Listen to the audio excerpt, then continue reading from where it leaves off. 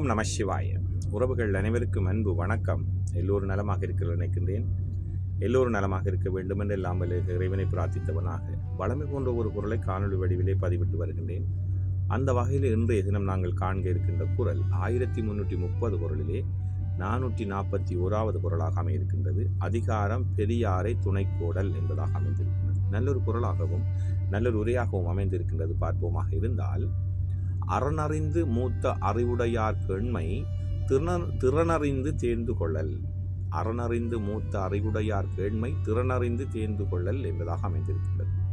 இதற்கான முதலாவது உரையை நாங்கள் பார்ப்போமாக இருந்தால், அறமுணர்ந்தவராய் தன்னை விட மூத்தவராய் உள்ள அறிவுடையவரின் நட்பை கொள்ளும் வகையறிந்து ஆராய்ந்து கொள்ள வேண்டும். நாங்கள் எங்களுக்குரிய நட்பை எவ்வாறு தேட வேண்டுமாக இருந்தால், அறம் படி நடக்கக்கூடிய அறம் உணர்ந்தவர்களாகவும் மூத்தவர்களாகவும் அறிவுடையவர்களாகவும் அவர்கள் இருப்பார்களாக இருந்தால் அவருடைய நட்பை நாங்கள் ஆராய்ந்து அவருடன் நட்பு கொள்ள வேண்டும் என்பதைத்தான் முதலாவது உரை அழகாக சொல்லியிருக்கின்றது. அறம் உணர்ந்தவராய் தன்னை விட மூத்தவராய் உள்ள அறிவுடையவரின் நட்பை கொள்ளும் வகை அறிந்து ஆராய்ந்து கொள்ள வேண்டும் என்பதாக அமைந்திருக்கின்றது. அதே போன்றுதான் கலைஞரவர்களும் அறனறிந்து மூத்த அறிவுடையார் கேண்மை திறனறிந்து தேர்ந்து கொள்ளல் என்ற குரலுக்காக அவரும் ஒரு உரையை தந்திருக்கிறார்கள். அதை பார்ப்போமாக இருந்தால், அறமுணர்ந்த மூத்தவர்களின் அதாவது மூத்தறிஞர்களின் நட்பை பெறும் வகையறிந்து அதனை தேர்ந்து கொள்ள வேண்டும் என்பதாக அமைந்திருக்கின்றது. முதலாவது உரையினுடைய சாயலாகத்தான் அமைந்திருக்கின்றது. அறத்தின்படி நடக்கக்கூடியவர்களாகவும் மூத்தவர்களாகவும் அறிஞர்களாகவும் படித்த அறிஞர்களாகவும் இருப்பார்களே, ஆனால் அவருடைய நட்பை நாங்கள் தேர்ந்தெடுத்து கொள்ள வேண்டும் என்பதாகத்தான் அவருடைய உரையும் அமைந்திருக்கின்றது.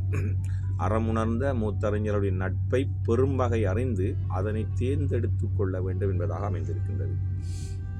அதே போன்றுதான் சாலமன் பாப்பையா அவர்களும் அறனறிந்து மூத்த அறிவுடையார் கேண்மை திறனறிந்து தேர்ந்து கொள்ளல் என்ற குரலுக்கான உரையை தந்திருக்கின்றார்கள். அதை பார்ப்போமாக இருந்தால், அறத்தின் உண்மையை அறிந்து குறிப்பிட்ட துறையில் வளர்ந்து அறிவுடையவரின் நட்பை, அதாவது குறிப்பிட்ட துறையில் வளர்ந்த அறிவுடையவரின் நட்பை அதன் அனைத்தையும், அதாவது அதன் அருமையையும் அதை பெறும் திறத்தையும் அறிந்து கொண்டு பெற வேண்டுமா. அதாவது அறத்தினுடைய வழியை நன்கு அறிந்தவர்களாக இருக்க வேண்டும். ஒரு குறிப்பிட்ட துறையிலே அவர்கள் வளர்ந்த அறிவுடையவராகவும் இருக்க வேண்டும்.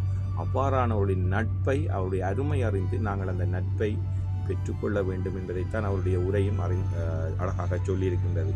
நல்லொரு உரையாகத்தான் அமைந்திருக்கின்றது. அறத்தின் உண்மையை அறிந்து குறிப்பிட்ட துறையில் வளர்ந்த அறிவுடையவரின் நட்பை அதன் அருமையையும் அதை பெறும் திறத்தையும் அறிந்து கொண்டு பெற வேண்டும் என்பதாக அமைந்திருக்கின்றது.